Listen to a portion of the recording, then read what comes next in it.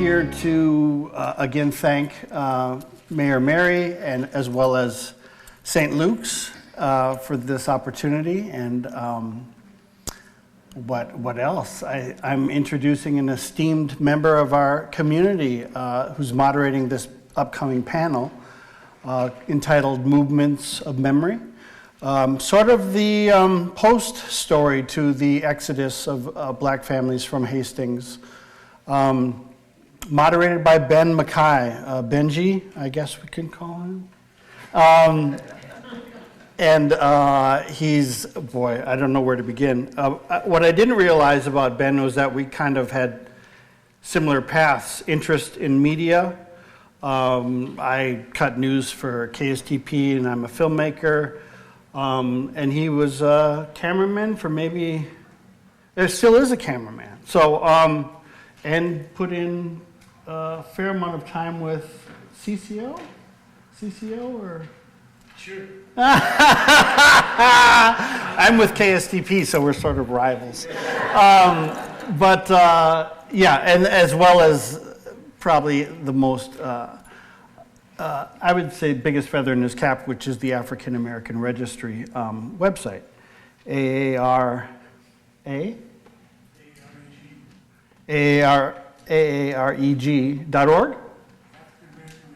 Yes, the registry, otherwise known as. Housing as much information as it can hold and ongoing on African Americans in globally? Yes. Globally. I'm going to Ireland this summer. Look at that. Because we're all over. That's called the diaspora, if anybody has heard that term. So with no further ado, besides thanking y'all again, let's get this. I'll introduce Ben, and he can do a better job than I did of introducing himself. Thank you.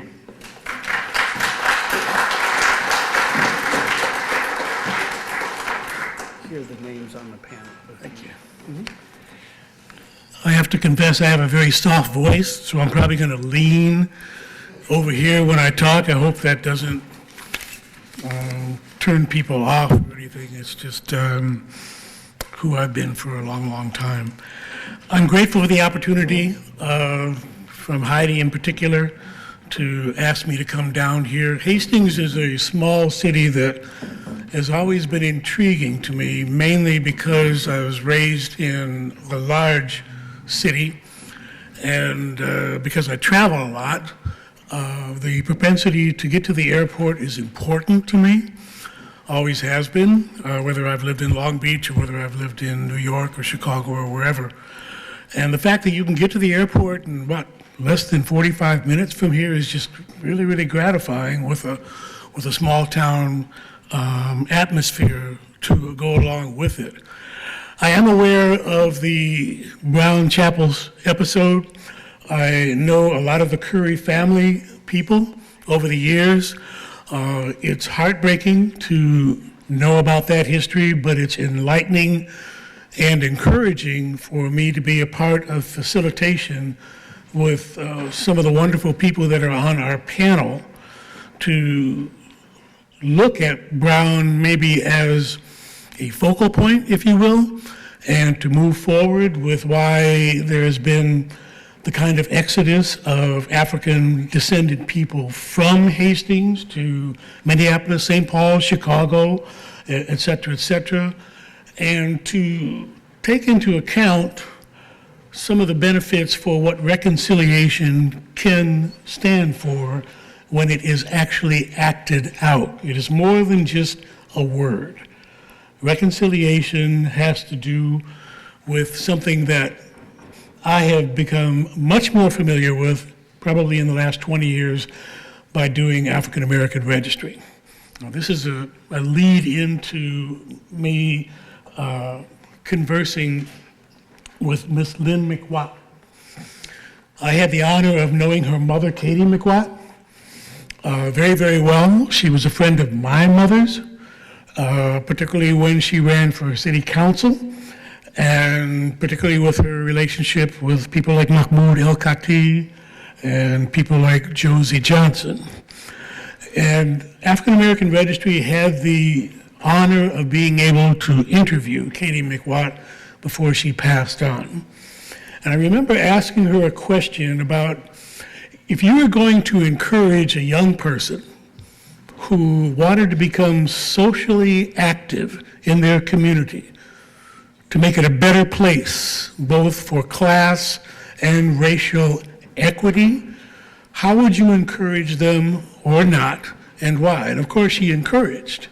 And one of the things that Katie McWatt said was that when you do this work, and everybody who is in this sanctuary is at least interested in doing this work, you meet like-minded people and like-hearted people who become friends in the cause for the rest of your life. And that in and of itself can be a point of healing in how she was answering the question many, many years ago. So with that, I would like Lynn in particular to talk about the virtues of healing in the name of making Hastings and the state of Minnesota a better place for all non-white people to coexist with the white majority of Minnesota. Please. Well, thank you very much, Ben. That's quite a question, so I appreciate that. It's so amazing about history is that wherever you are, it surrounds you. Coming here today, I didn't really know exactly what to expect, but now I'm meeting just not my cousin, who is Jamie Curry, of course, and Heidi as well, kind of brought me to understanding about the legacy here, the history of Hastings. And I found out that Ben knew my mother and was also connected with so many important and very influential people in St. Paul, where I am now. So when I think of your question about my mother or my father healing, I think about her desire the last time that I heard her talk to young people as well. And she said persistence is so important. And I even happen to have a quote of hers, but primarily it talks about if there's any kind of attitude that we could possibly have about forming relationships with others and being successful in the many struggles we go through, it's being able to be persistent and keep going and have that kind of attitude in order to make a difference. Thank you very much. Mr. Saru, can you... Yes. You're older than me, ain't you? Truth-telling is something that you're a great advocate of in the name of racial healing. Convey that to this audience in regards to the benefits of telling truth, particularly from how you feel about that truth, as opposed to what you may think. Well, I work my day, well, I play these drums, and today I played with Bill Alexander, and I want to make sure that I say that before I say anything else, because it is a part of what happened as memory began to move and help to provide a base. This is me telling the truth right now. Provide a base in the Twin Cities Black cultural community for people like Prince to emerge as a member of the Minneapolis Sound, Bill Alexander here. I'm trying my darndest. Thank you. I see you.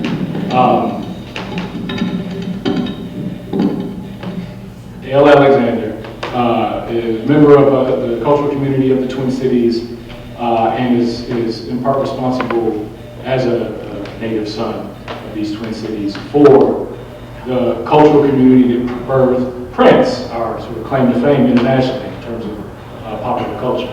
The Minneapolis Sound has been documented, or at least the story about that cultural community began maybe 5 to 10 years before COVID.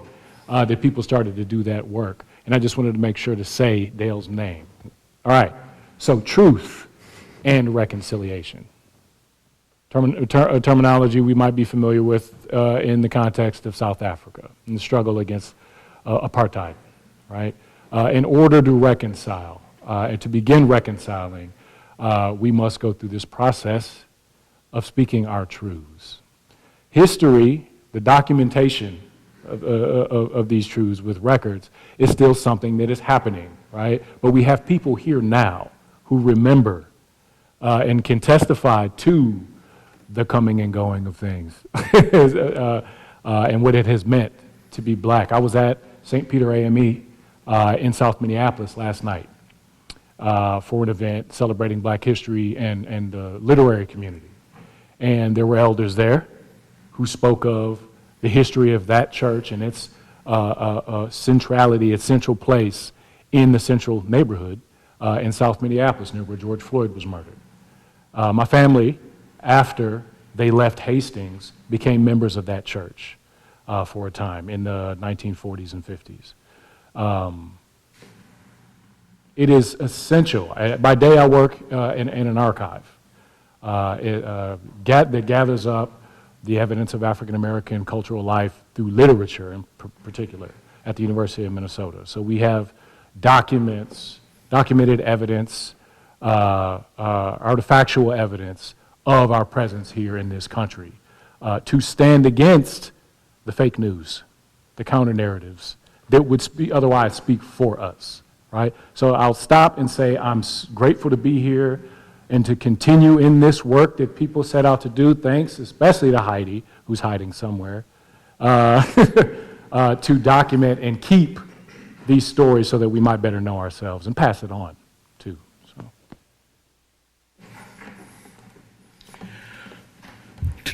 Can I have a show of hands?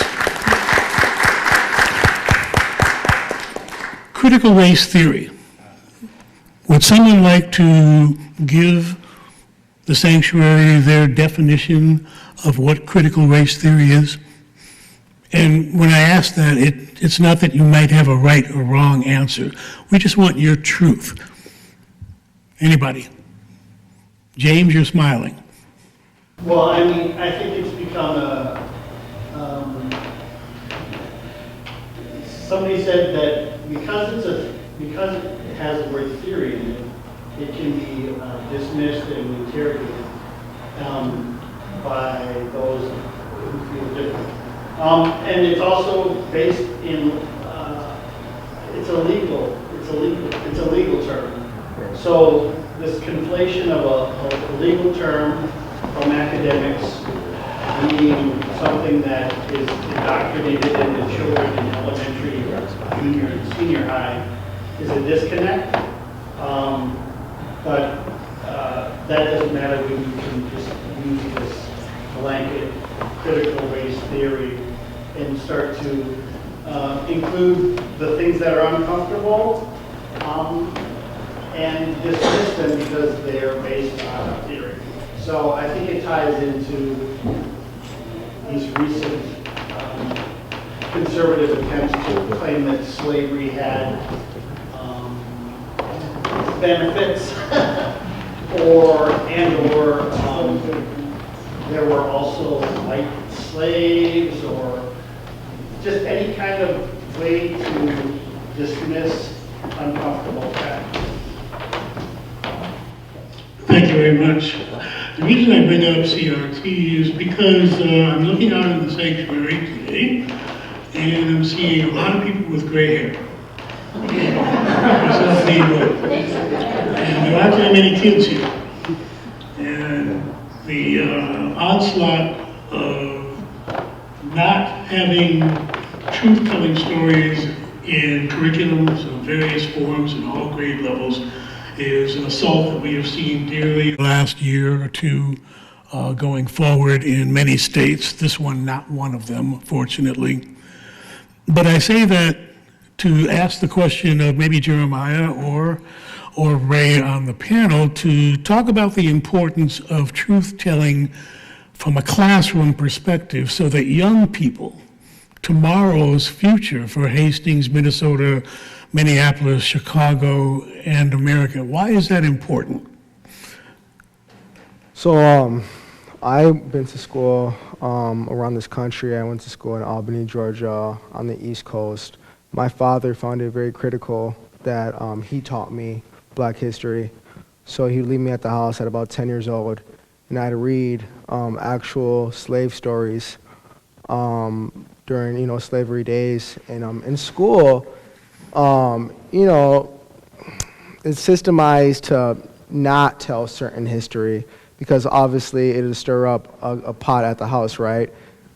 Just political stuff in general. But, I want my kid to understand that we don't just come from slaves, but we come from kings, we come from pharaohs, and we didn't start our lives off of a boat, right?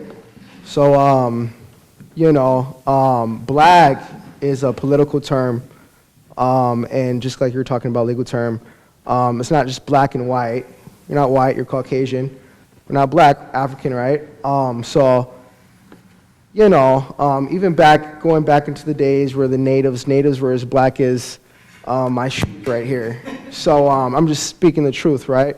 So I think it's super important because we're only, in the future, we're only growing from here.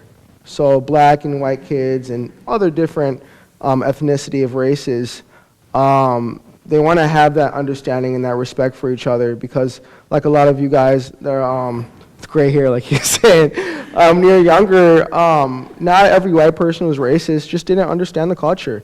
Didn't understand certain, the ways of living and just kind of like the opportunities we didn't have. So it's important that, we share the truth, in these schools. And yeah, so I got to take away from it, so.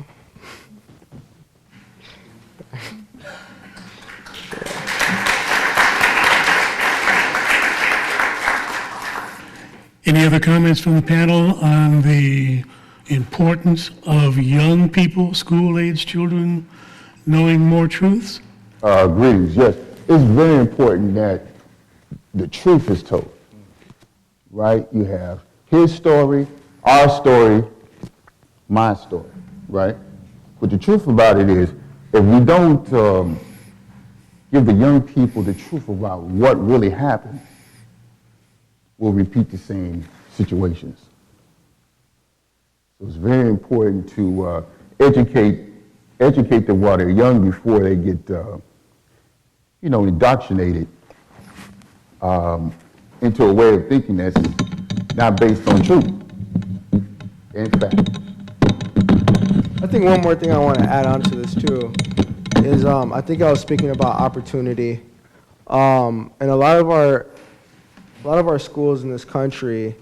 I even went to school in Hastings for a while, and I've noticed a pattern of young Black youth not knowing what they want to do long term, or what they can do long term. It's always a professional athletic sport. Not enough doctors and lawyers, etc. So, I blew up on a teacher one time when I was a little younger, and I told him, I don't want to learn about the Martin Luther King speech for the 9th year, 10th year. Do you know anything else about our Black history, or is it just this speech? You know what I'm saying? So, and Martin Luther King was great. He was phenomenal. But they're not bringing up other, leaders and activists.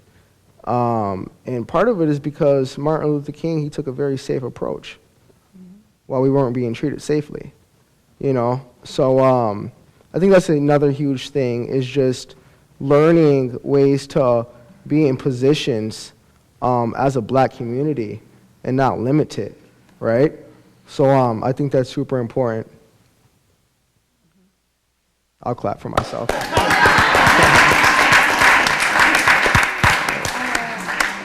And I'm going to turn this on. That we helpful. That makes a difference. Yeah. The microphone a little bit. Okay. Well, I have to say something about my mother, Katie McWatt, who was an educator for 17 years and director of the Central Minority Education Program. And one thing she did all the time is that she was trying to get youth involved every day. just by stopping them, saying hello, how are you, making them feel included at Central High School, but also she took them on a trip to Ghana at some point as a highlight to talk about the history and the background in slavery that happened there. She was able to do that, a few students. So she was always, primarily she was always trying to get young people involved in thinking about college, about higher education, about even vocation, whatever their goals or dreams would be. However, I think her quality that really magnetized a lot of people too is that you just have to show some interest. I think a lot of times too, people may be afraid about approaching, black young people now. They're hesitant, or they don't know maybe where their head is. But I think what my mom always did, and they used to call her like the grandma, which I'm sure she didn't like at Central High School, but they could always come to her office anytime, talk to her, share the things they wanted to, and they felt heard. And I think a lot of young people today possibly would benefit from being heard by people, their adults and the people in their lives that have gone through all of this, living for a time. And Thank you very much. Davu, I'd like for you to chime in on what are the benefits. Let's pretend that 10% of the audience in the sanctuary are either current K-12 educators or retired K-12 educators. And what I would like for you to do is to speak to the benefit that an educator would have by maybe incorporating more non-white stories into their STEM class or their theater arts class or their English literature class or whatever they might be teaching. There's incorporating, but then there's also becoming culturally competent enough to teach. Sweet. Langston Hughes or Zora Neale Hurston or Toni Morrison to students who need to hear from these people. How do I know? Because when my family left here and eventually helped to create the cultural community in North Minneapolis, where I'm from, they began to insist back in the 1960s especially, that they had access to learning of stories about people like them, because they weren't represented in school. And so I'm fortunate to have grown up in what is a predominantly black community where, by the 1990s when I was in high school, the population at North High where I graduated was above 80% African American. And so our classes, we learned about ourselves. We did. I'm fortunate. And elders from the community found their way into our schools. Mahmoud El-Khati, Elder Mahmoud, came and taught at North when I was there. We had the principal from North was Birch Jones, who lived in the community. Beverly Cotman, say those names. People who lived in our neighborhood came and taught at our school. So yeah, we need to go off and become doctors and lawyers and ball players, but police officers, teachers, plumbers, firemen, people who also help to keep most immediately the community healthy and whole. School is obviously essential because it's mandatory. Make somebody go somewhere and learn something and not teach them anything that might be useful to them. Yep. Come on. It's aside from technical jobs that might not be available to them in Minnesota, where the 49ers up until the 1970s hadn't let in any union. Union now hasn't always been about uniting everybody. But it's absolutely essential to become the kind of person who's culturally competent enough to make, say, black literature really available to students. So go learn something. That's, like we all have to do. That's all. Well, Yeah. I would just like to add to it that there's no way that you can teach American history without also including the experience and contributions black people have made to this country. before it was formed, since it's been here, and the contributions we made in inventions and technology and science and math and music and agriculture and you know, everything, every aspect of our lives that we use today, a lot of contributions have been made. So not to teach that to the young people, they will start growing up and viewing different people a certain way. If you don't see a person that has any importance or they've never made contributions and all you keep talking about is their slave experience, you start viewing people a certain way, and then those young black children will also start seeing themselves a certain way. Hey, I've never been nothing, my people never been nothing, I ain't gonna be nothing. So now when I see people that look like me, I don't have any value. My life doesn't have value, their life doesn't have value. It's just like, you know, for us to come here, think about, we're all descendants of family that came from, some were free, some were slaves, and they made a way to a place where they had freedom, where they could build, they could buy land, they could start stores and businesses, teach their children, be independent, and also embrace the American culture. Well, not really the American culture, with the system. And so it's very important. If you leave out the existence of the contribution of black people in America, then you're not really a teacher. And you don't really want to deal with truth. You're creating a truth that's not factual. So I have a question for you. Yeah. I wonder, though, is it the teachers that have that discretion, though? Or is it the school board or the government? Oh, yeah. So, I will say, I recently graduated from the American school system, so I can give this. In our textbooks, I took my AP U.S. history class. That's the advanced placement college level course. Slavery was not called slavery; it was called martial labor. They wanted to remove that term from our history. They don't want to teach that to us. So, and I'm thankful that my teacher was, I'm not going to teach you guys that. It was slavery. We have to call it that because there is importance in the word. We can't call it something else, you know, make it seem like it's something that it wasn't. It was slavery. We can't call it something. I had a teacher just like that. Hastings, actually, and his name was Mr. Colvin. And hopefully he's not in trouble or nothing. But, right, I got the mayor right here. Hopefully he gets some flowers instead. And he's actually very hard on me. And he asked a whole bunch of kids in the classroom. He said, raise your hand if you come from an ancestry of Irish. And a whole bunch of like young boys, they were proud and they rose their hands. And he said, did you guys know how your ancestors were treated? And the superiorness is just, it wasn't in them no more. They're kind of like, well, what do you mean? And they're like, well, they're treated like, almost like Mexicans, like when they first came out. They didn't get any jobs, really. They were even enslaved for a while.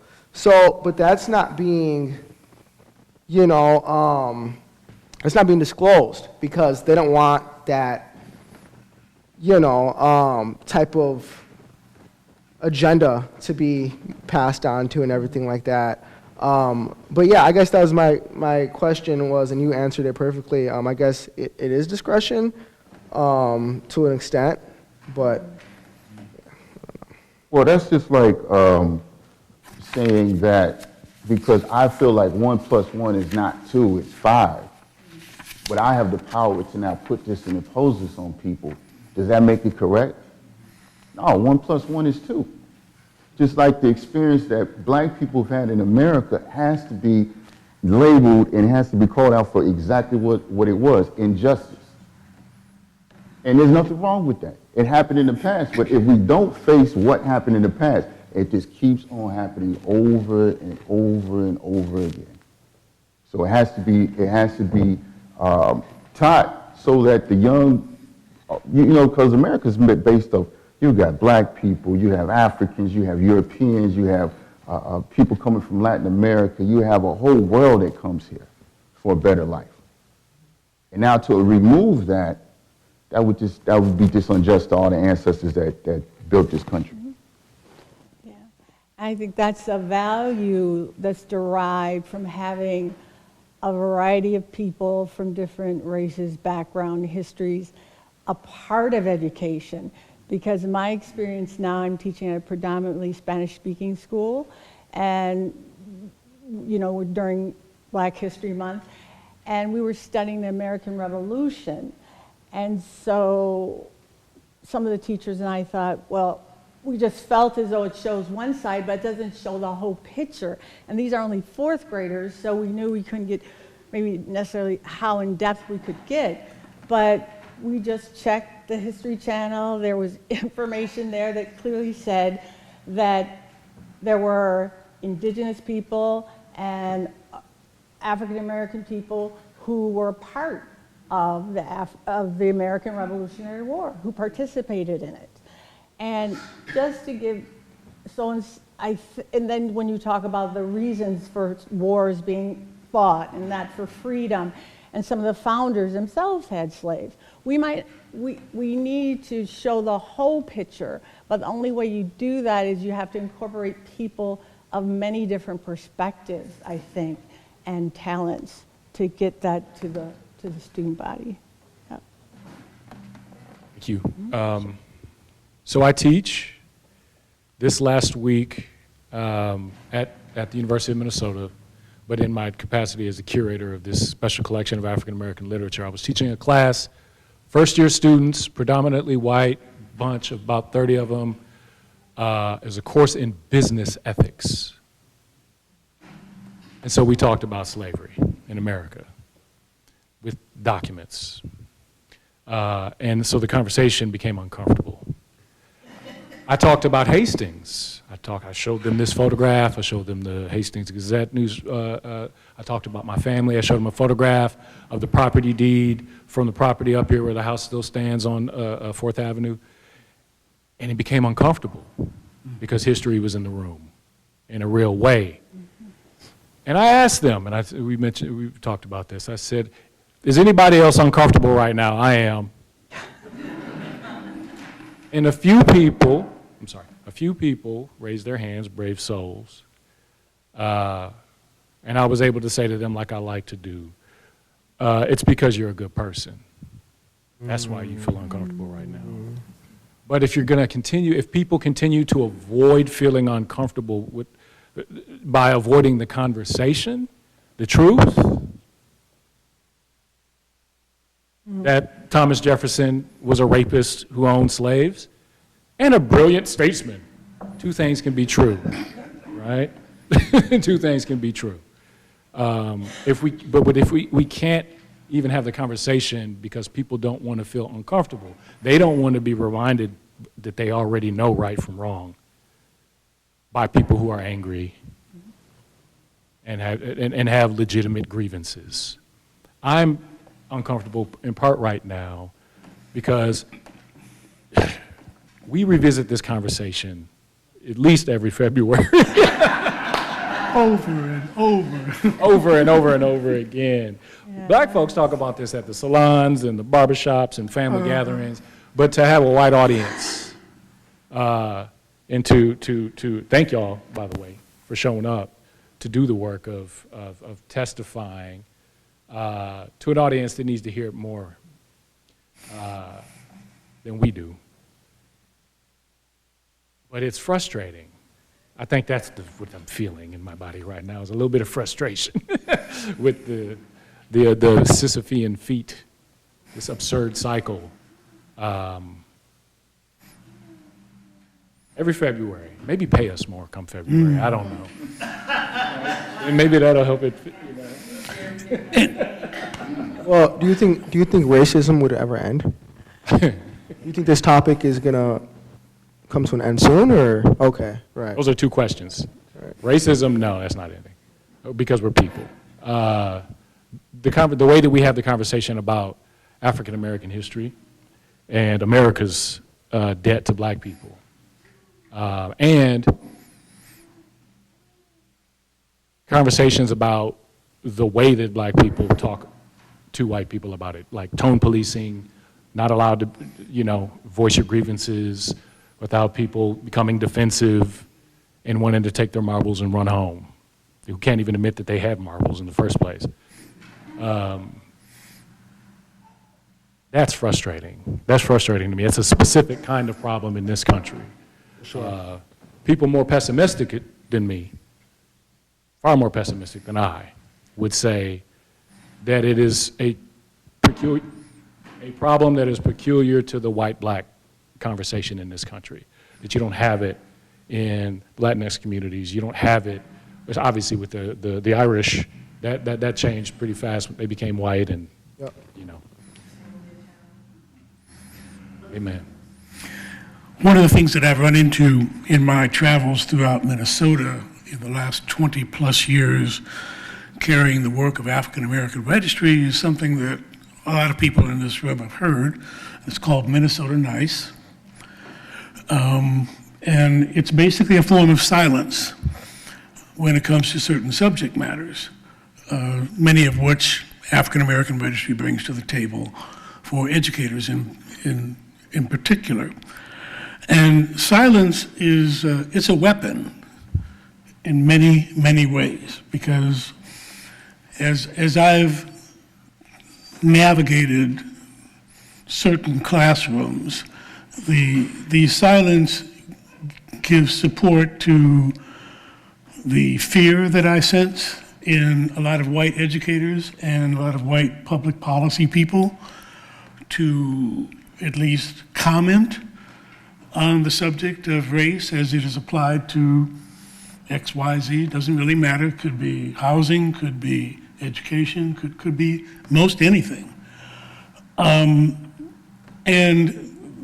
a lot of that is, I think, and again, I'm guessing because I'm not white and I'm not silent, but something tells me that there is a fear that certain white people have of moving from here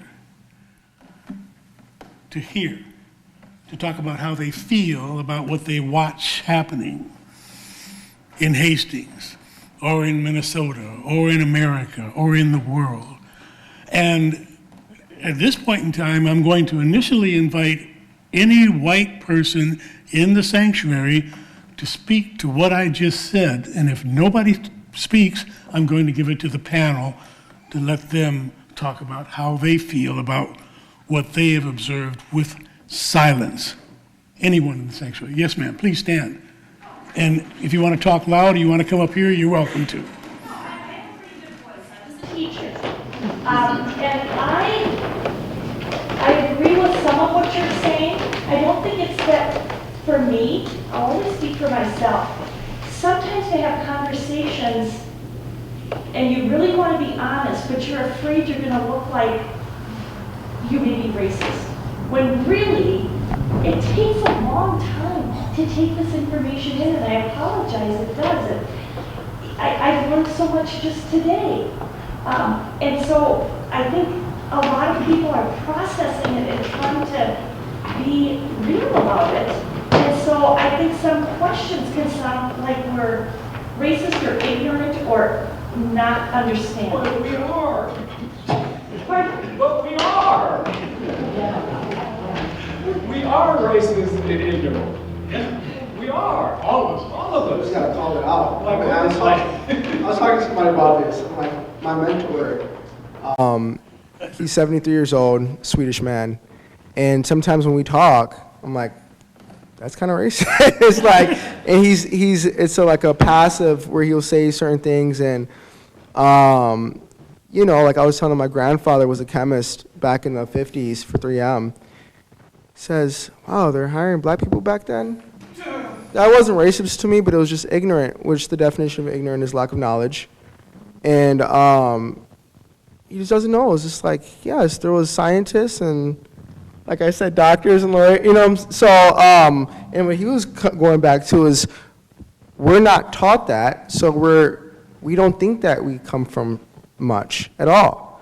You know, I had a friend tell me, and I was like, no, black guy didn't invite all, even myself. I'm like, there's no way he invented every single thing. And he put, the biggest source that we have is Google. He said, well, think of something and Google it.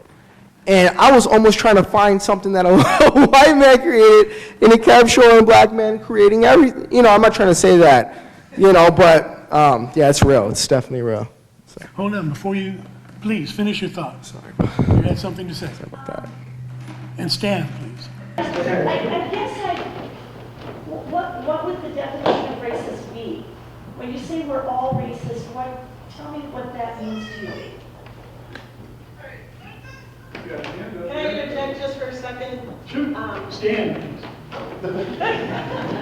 Hi. I think the definition for me, racism is, and let me go back and address an early part of what you said. I don't mind anyone asking me anything, because if it's said out of curiosity, with a good heart, openness, bring it on. And so I like to have those conversations. I'm also a union member, and our motto is, you know, one conversation at a time can change someone's mind. The same thing when it comes to race and talking about race. But racism, before I answer that question, my parents were old enough to have been my grandparents. My father was born in 1900. He had me when he was almost 60. My mother was 25 years older than him, and she, again, had us later in life. So they were walking history books. What did I say? Oh, sorry.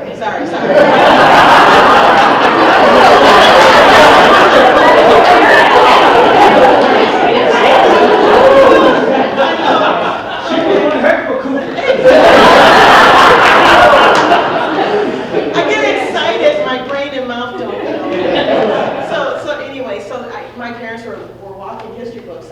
My dad told me about the Tulsa race riots because he was from Texas and was in Oklahoma. So he was a first-hand, you know, they were my first-hand history lessons.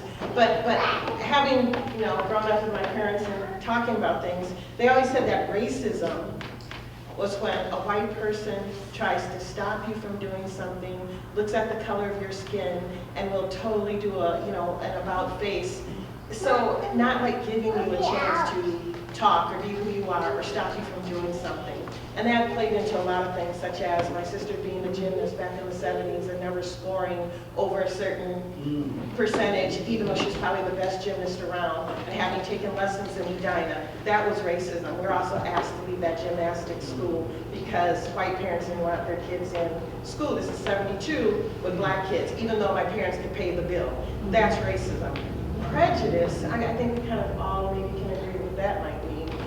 Just your own social construction of reality that might be limited or stops you from seeing, you know, a further future vision. So, my 2 cents. And by the way, I have to shout out Del Alexander back there on piano. Del and I went to St. Paul Central together, great musician. And back to the Prince comment, for about 3 hours, Prince worked for us out of St. Paul Central when we had our prom because I hired him to play our prom.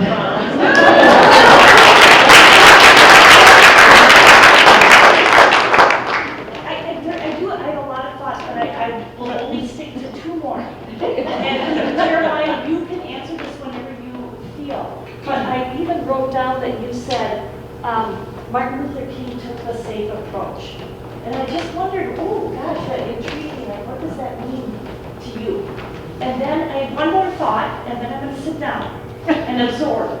I, as a former teacher, I don't know if it still is, but it was difficult to try to find black teachers to come to our district. And there was always an intent, and that was always a wish, but I don't know why it is. So that's all I got, you guys.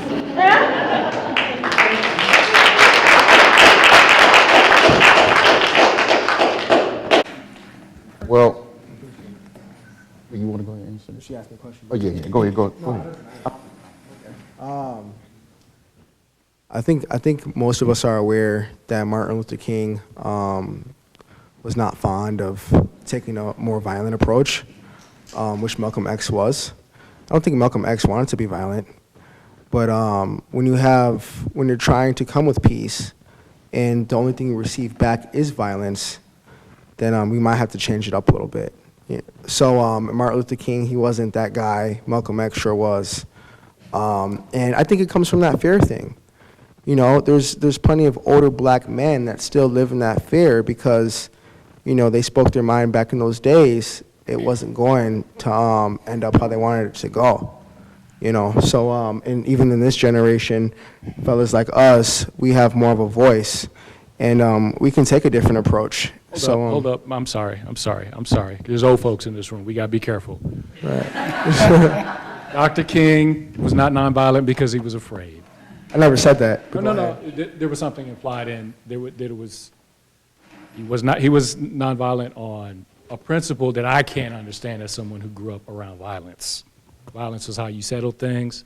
I get why people return to violence in a way that makes it hard to see how radical a nonviolent stance he took. He lost his life. It's. Amen. And then my uncle went out and killed a white man in blood revenge that night in North Minneapolis. Everybody knew he was wrong, but everybody understood why he did it.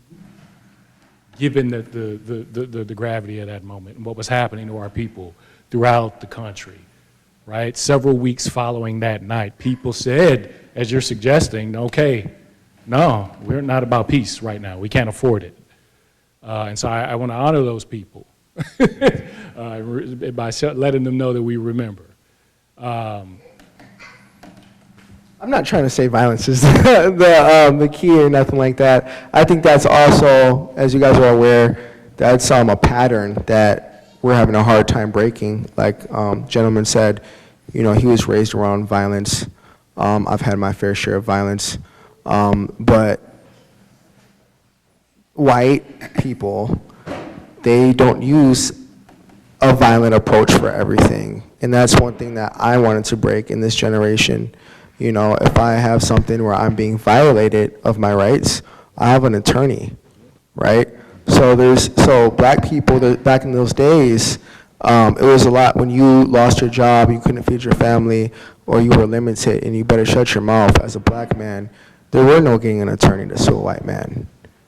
So it's just learning how to be in position and have an influence and be able to think, you know, logistically.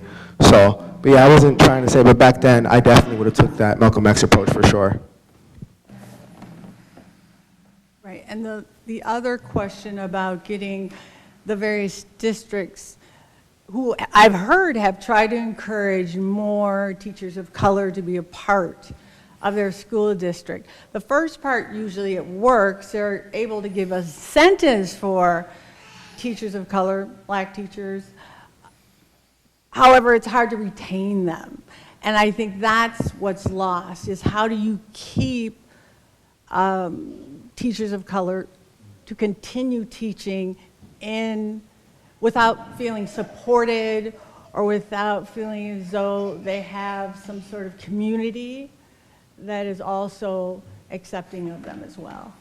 That's it.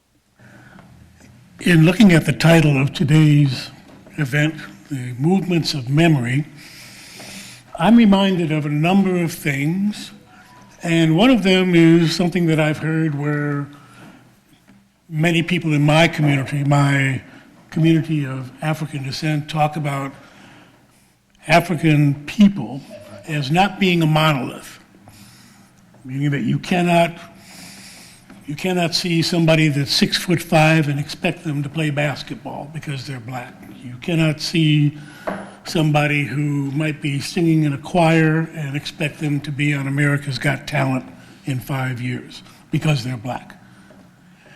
And likewise, that applies to white people too. It applies to all people. We're all human beings before anything else gets into tow that society puts on us, in my view.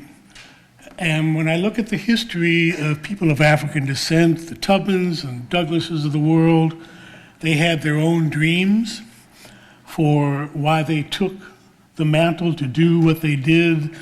Dr. King had his, the Ella Bakers of the world, the Stokely Carmichaels, they all had their dreams, and they all worked their tails off to fulfill their various dreams up against a similar dream that the system of white supremacy had to stop those non-white dreams from coming true.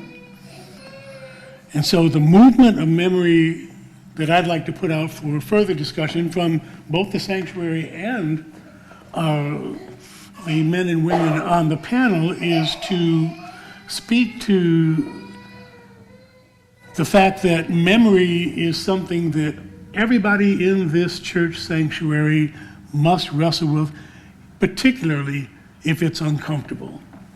I wanted to add on to that plus what we're building on. A lot of people think the opposite of bravery is being a coward, but the opposite of bravery is conforming. So injustice somewhere is injustice everywhere. So that's the whole reason we're all gathering here today. You got all the different people, all different nationalities, backgrounds, experiences. Some professional, some non-professional. We got musicians, we got business people, we got mayors. We got a whole community that's come together, right? And it was based off an event that took place almost 100 years ago. A black church was burnt down. The community knew about it.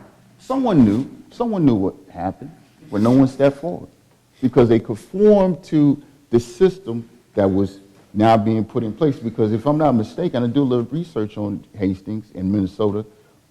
Black people were coming here because they had freedom. There was no separation. Black people could work with white people, and different groups of people were able to work together. There was contributions for Brown Church from black and white people. But then it started changing up until there was people in power that said, well, I don't feel like this person deserves this or that, or their racist, mindset or indoctrination, and that's what happened. But the only way that we can move forward is if you see an injustice, you have to say something about it. So to sit there and not participate and not say anything of injustice taking place, you're just as guilty as the person who committed the crime or the act.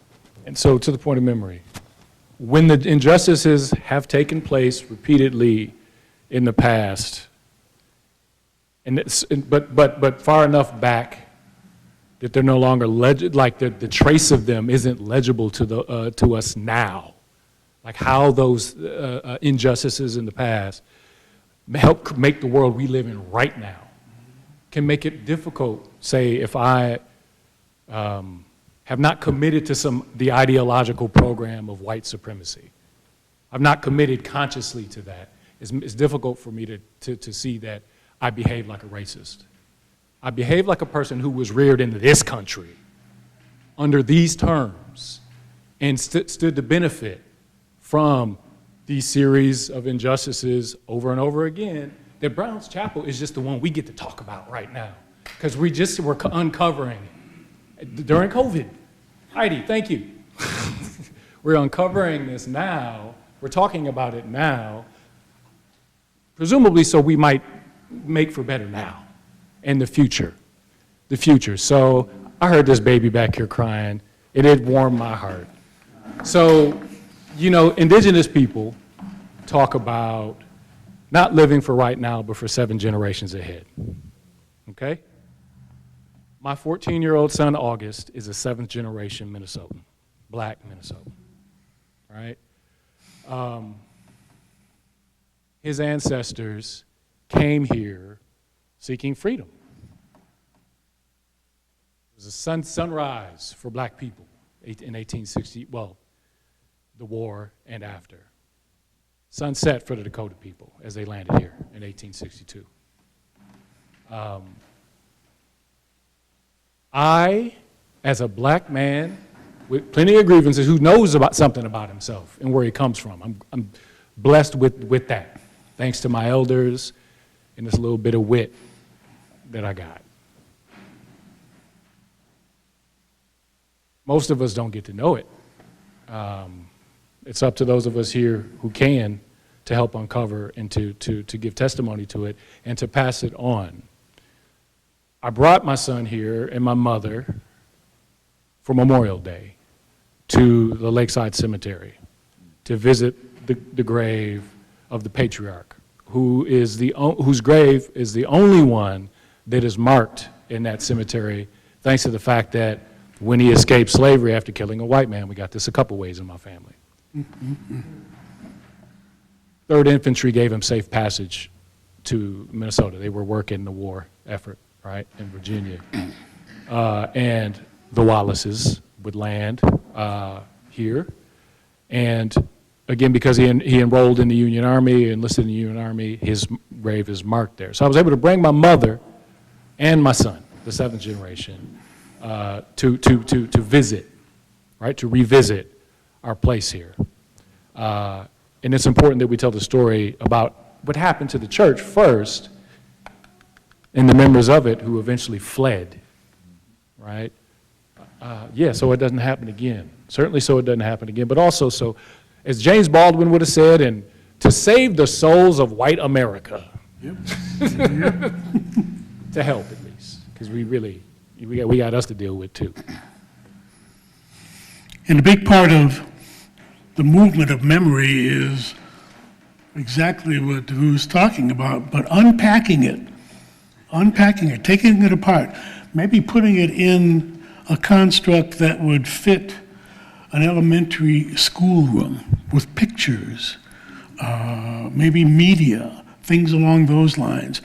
This will help the future generations of Hastings and Minnesota begin to get it, because in reality, for all of us with gray hair, it's not our world anymore.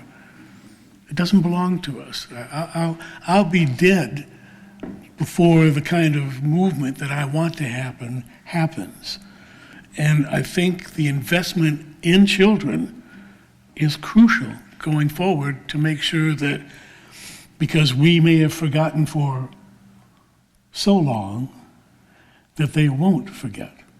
Comment? No, that is true. The children are the future. And once again, to not embrace everything that's happened is leaving them out. Just a lot of people here, like we're just finding out about what happened to Brown Church.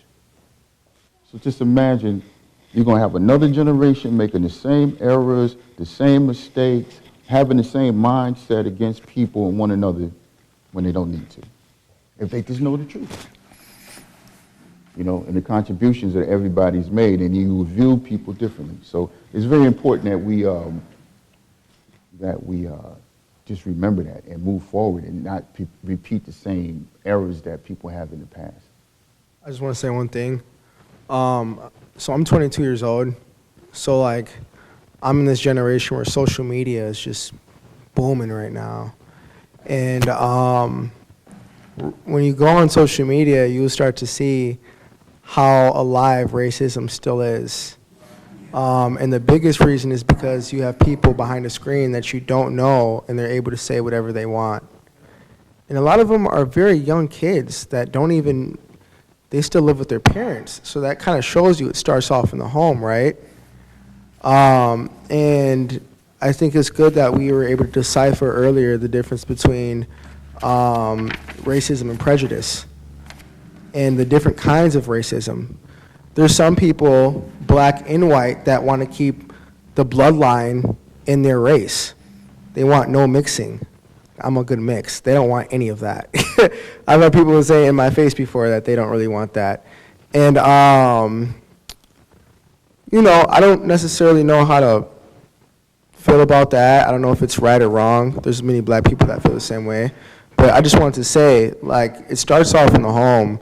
And when I meet young white kids, whether it's from a prestige neighborhood or wherever, I want to have some dialogue with them and kind of just show my face and let them know, like, you know, we like the same things. Like, I play hockey. That's a great way to see people's face expression of like, whoa, because I step on the ice and I start sliding and I look at them, I'm like, yo, what's up? And they're kind of just like, where'd you come from, bro? And that's another thing too, is like, they don't know, like, there was a lot of black hockey players back in the day. So, yeah, so I'll leave it at there, but, yeah. First hockey player, 1954. 1954, okay. I even think before earlier, so the first one, 1954, but there was actually, Hockey leagues, and then in Canada, they were taking ex-slaves, and they were playing hockey. That goes back to the turn of last century. So black people have skated for years. it was like British, like in British or something, yeah, it's crazy. Yeah. I mean, before we wind up, because I've been given the wrap it up sign. Before we do that, is there anyone in the audience that has a comment to pass along before I thank our esteemed panel? Please, anything? Yes, sir. I teach at a community college, and there's a big effort with DEI, diversity, equity, and inclusion in our curriculum. And it's really interesting to go through this process because as a faculty member, you are a creature of habit. And you do think that you treat every person as an individual until somebody starts asking you questions about your syllabus, about your content. And I can say that the level of discomfort we have at the college is really high. Good. Because of Good. this. And I think the message that I try to live within myself and then say to others is, it's okay to be uncomfortable because we're going someplace. And so I just want to bring that hope in that we're uncomfortable and it's okay. And before I thank the panel, yes, ma'am. I loved what you said earlier about bringing it from here to here. Yeah. And then down into here. I'm going to my guts. That need, because that is, I mean, thank you. Yes, sir. I just want to say that the older generation, we need your guys' help, us young people. We come from you guys, we get our teachings from you guys. So it's impossible for us to move forward if the people in the past are stopping that progress. So if we cannot get help from our older generations to teach us things, to support us in what we're trying to do, we will never be able to move forward. So it's not a white or black thing, because I know a lot of my family members are black that believe that segregation is good, that we should be segregated. That's horrible thinking. How are we supposed to come together as a people if you want us to be separate? There's no way that we can be equal without being together. It's impossible. So we need your guys' help to teach these young kids that they shouldn't be thinking that way. Why is a 14-year-old calling me slurs online? That's ridiculous. Where did he learn that from? He didn't learn that from anybody but the home. It starts with the home. It starts with the older generation. What are you passing down to your kids? What are they taking from you? That's not all the time, though, because there are some homes and they're like, my kid. I don't know where he got this from. There's parents, and they're not racist at all, but it's a self-hate thing. Racism is a sense of fear. It's feeling more superior, right? There's even a huge colorism problem within the black community that wasn't created by us. It goes back to slavery days where those field slaves and house slaves, right?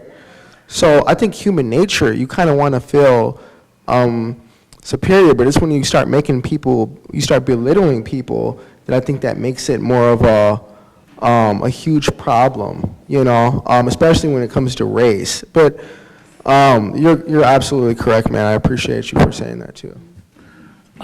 As I close, I want to talk about Malcolm X. Malcolm X is considered in the African American community as a master teacher.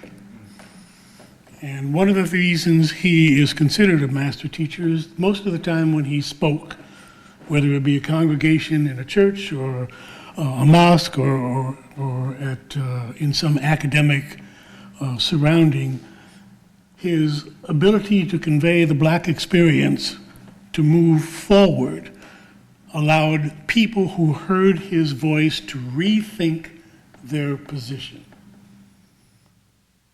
And what I'm asking, because I'm so grateful for these 3 men and this woman, is for if you have begun to rethink your position on race, to try and stay there when you wake up tomorrow morning. Ray, Jeremiah, Davu, and Lynn, thank you for your time today, and thank you for coming to the church.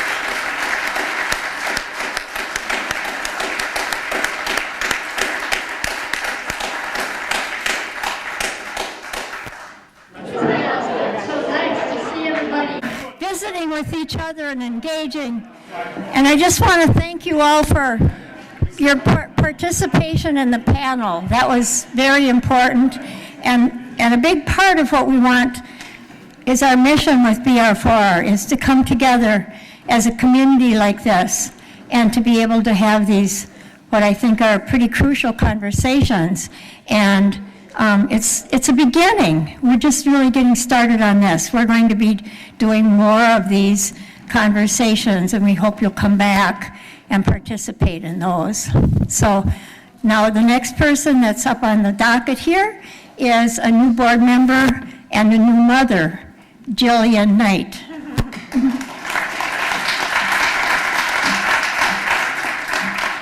Well, hi there, everybody. Thank you all again so much for being here today. My role is to introduce James Curry and Tom Wynn, who are the creators of the Hastings graphic novel. We're going to keep this section of the program pretty brief so that everybody has an opportunity to interact with these two, ask their own questions, have their own conversations, and so we can get some food in our bellies as well. But just introducing them and talking a little bit about this graphic novel. So I'll start with James here. James, can you just tell us a little bit about the #1 issue of Hastings? What inspired you to create this graphic novel and tell this story? Sure. I was a McWatt Fellow in honor of Katie, actually in honor of Chan, Arthur McWatt, for a four-county area, Ramsey, Dakota, Anoka, Hennepin, put together a fellowship, offered a fellowship to 12 candidates of color, and to then, I guess, pursue something in the historical vein to bring to fruition, and within a 6-month period. And I tackled the idea of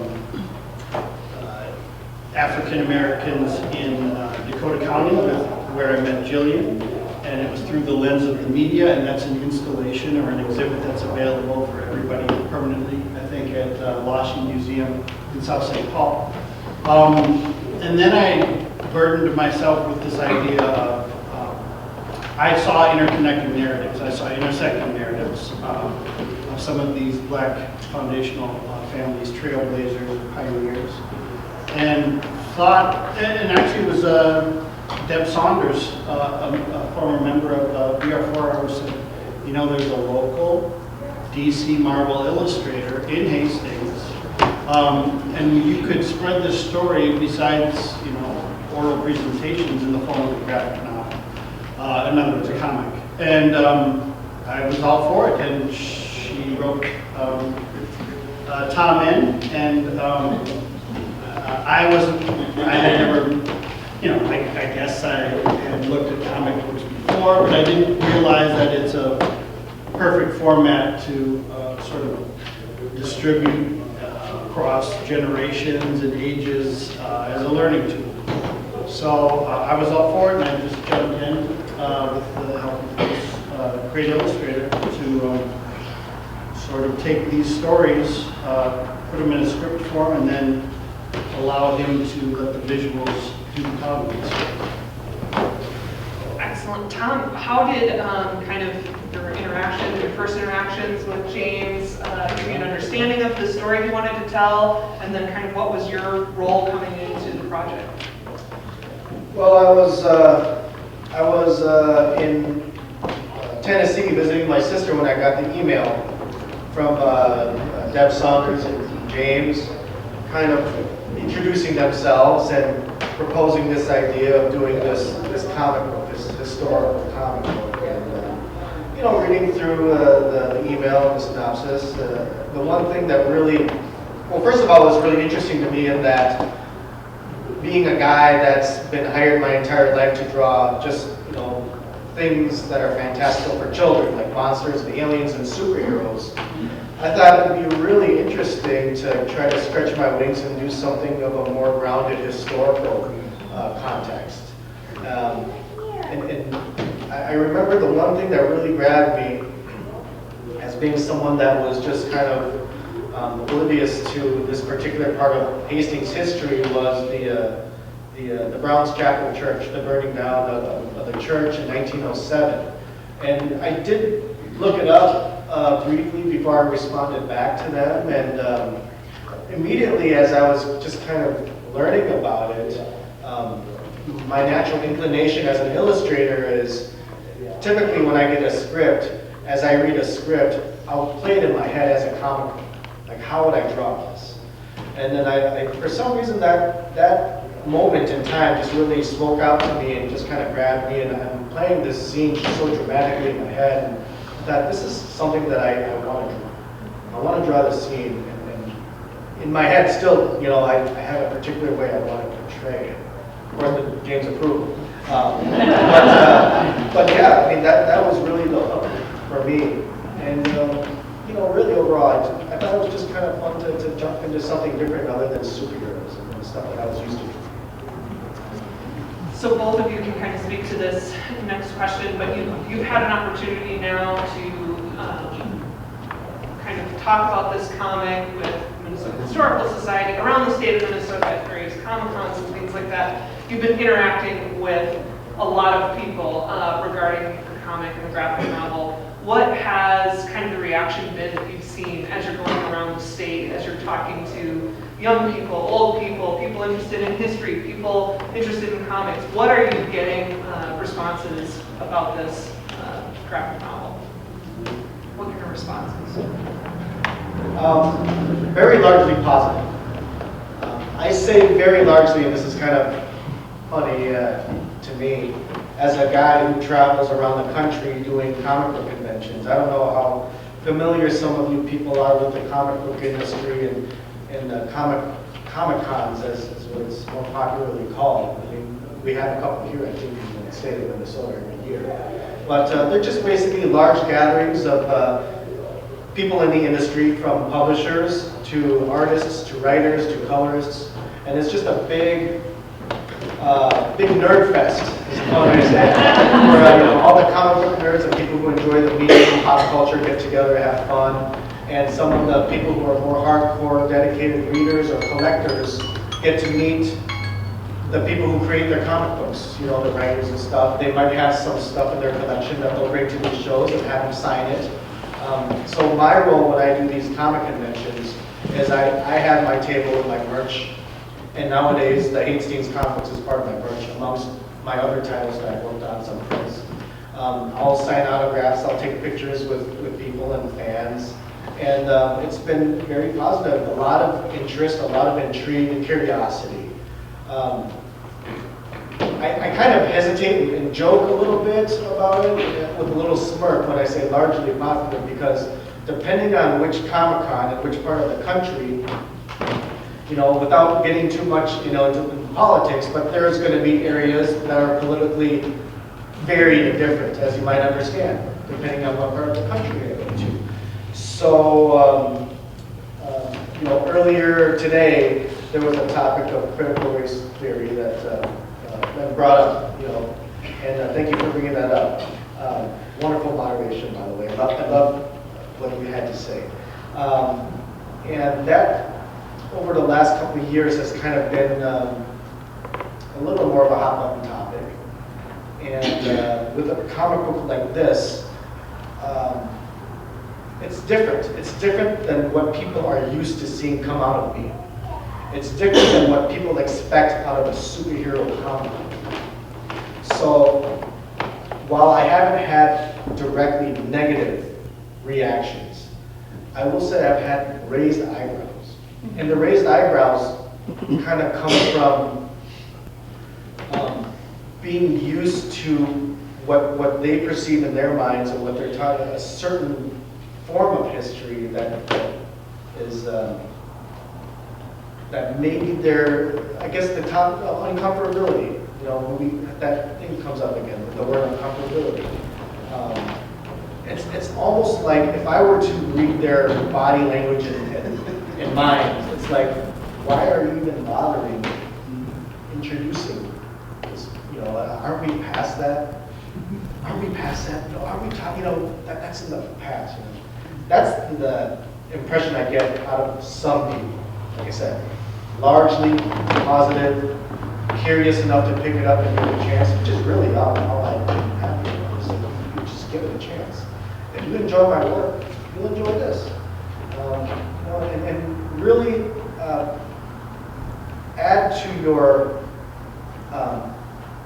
add to your education about another undiscovered thread of history that's just as valid, if not more valid, because this is coming from a very authentic source.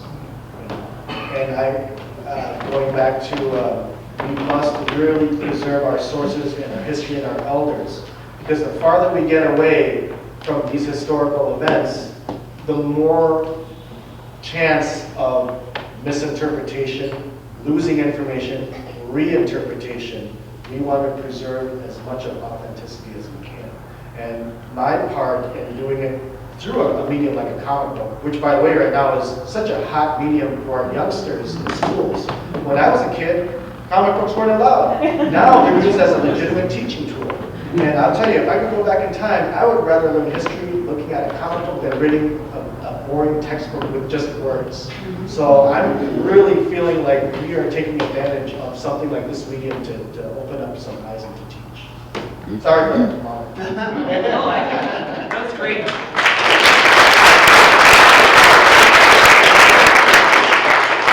Talk about your experience. You spoke a lot to kind of the Comic-Con circuit. Maybe you can kind of speak to the history circuit and some of the talks that you've given at the History Center and Library. It's a little bit of a different audience, perhaps. Yeah, I mean, I actually haven't encountered negativity. So, but I might be preaching to the choir with the audiences that I have. And it's not that I've spoken to a lot of audiences, but I just went up to Fargo Moorhead recently and ran into Aimster, an elder from the American Indian movement. Not ran into him, I was seeking him out and he hung out that day. I was interviewing him. And I gave him a copy of this. And he was so taken by the idea of sharing Native American history through this medium as well, that the next time I introduced him to somebody, he was like, "Did you see his comic?" And I was like, "Oh," so that really sunk in. It's so tough to sort of meet an elder activist and then gain trust and then get kind of immediate feedback. But I thought, we made it over the hump a little bit. So I was thrilled by that idea of another communities with erased history utilizing this medium to share. So yeah, it's been nothing but positive, and I think there's enough interest to either make the omnibus version with additional issues or just jump into the graphic novel. So if anybody could put out feelers for philanthropic or funders or fundraisers to do so, we'd be more than happy to. Sorry, this is such a vast, deep story, epic storyline that spans decades that we do want to continue this story. There's just so much to tell. We can only speak so much in one, basically an introductory story to this family's. Yeah, I mean, I took a cue from Alex Haley's Roots, the multi-family story, the multiple character story, as well as Mouse and March and George Takei's They Call Us Enemy. So it's made its way into mainstream. I've heard from teachers that March is now actually how they teach civil rights is through John Lewis's graphic novel, or as part of it, main portion of it. So yeah, I hope to continue the story and share it. Well, that's a great segue. I was going to say, what is next for the Hastings journey? What's kind of the next story, maybe the next chapter you're hoping to touch on in the next issue? Are you going to do kind of this omnibus book? Is that sort of the next step, or just kind of increments? And maybe speak to a little bit more getting this material into the classroom, kind of the work that needs to be done there and getting it into the classroom. Yeah, I'm sure this would be viewed as CRT. And perhaps it is. It's made its way into the Hastings library. It's made its way into the Hastings library. Whoops, Freudians. Is Jill here? Yeah. I think, yeah, it's in the library? Yes, many copies.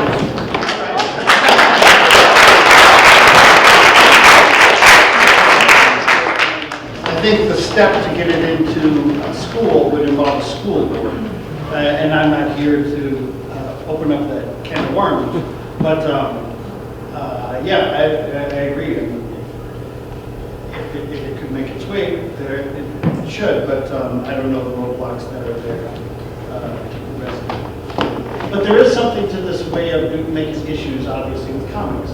You start with an introductory, and then it's followed by expanded stories. I think with our schedules and the workload, the most realistic path to continue to push the story forward is through increments and issues, and a few pages here and a few pages there. We're looking long term down the line to where we're done with it. We collect it as a giant omnibus, which is kind of like the hot thing now too, the comic books. So something that's, I think that when we get to that point where we have the finished omnibus that finishes this epic saga, then it would be a really great, almost like a history book on its own. Well, I did want to keep it brief, but yeah, go ahead. Where do we get this? Like, that's not out there. Is there a way we can get this online or in other areas, or just in Minnesota? So you can contact either James or myself. I've been saying, and this is all on me, that I'm trying to rework the store portion of my website so that it'll make it as easy to people just log in and just get it from my website. I'm revamping my entire website right now, which is part of why it's. You can also go on Dakota County Historical Society has them in the gift shop. You can go to dakotahistory.org and purchase them online. Society, Plot 25, so did Ramsey. Or your local historical society. Yeah, and also, I believe in mid-March, I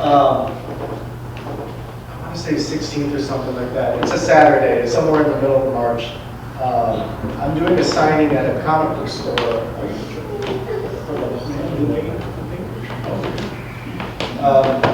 And James might be joining me. We're doing a signing at a comic book store called Most Wanted Comics in Bloomington, right off of Glendale Avenue or something like that. And it's me. Hopefully James can join. We'll have some more copies of this there. But it's also celebrating a lot of me and my partner, Keith Champagne, who also helped put this together.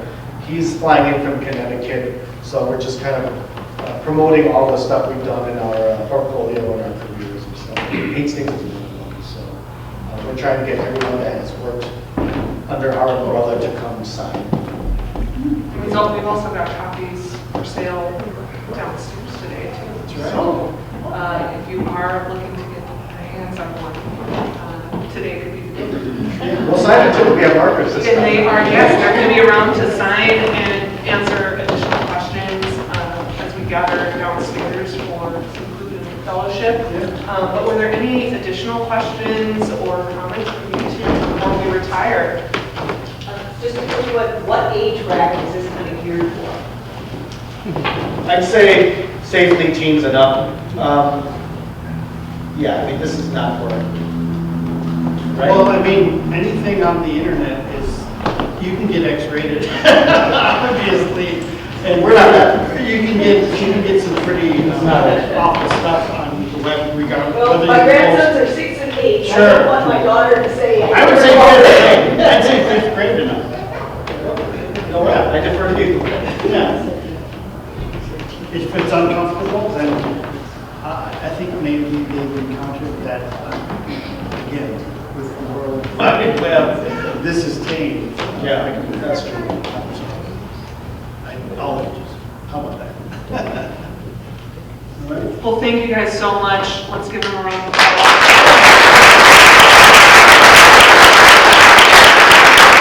Thank you to Benjamin Mackay and our panel today as well.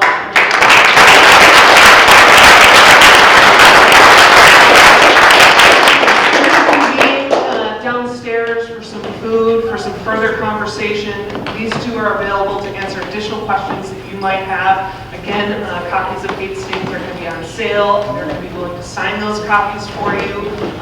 Thank you, everyone, for coming once again.